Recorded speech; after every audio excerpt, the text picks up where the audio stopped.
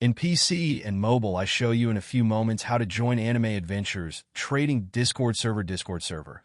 For this, we will start with the way in PC since we are here, and then I will explain you how we can do it also in mobiles. To do this, click on the Discover icon that we can see in the lower left corner of our application.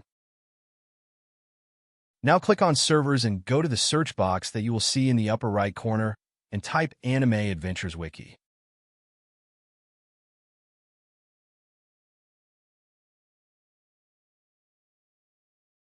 Now click on the server we are looking for, and then click on the Join button at the top of our Discord application.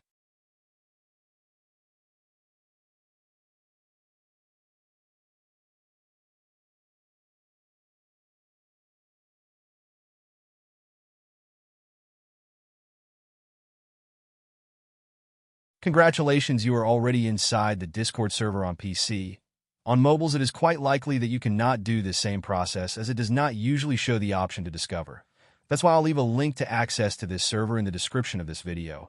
Simply access the description and click on it, and thereby automatically access the Discord server without doing anything else.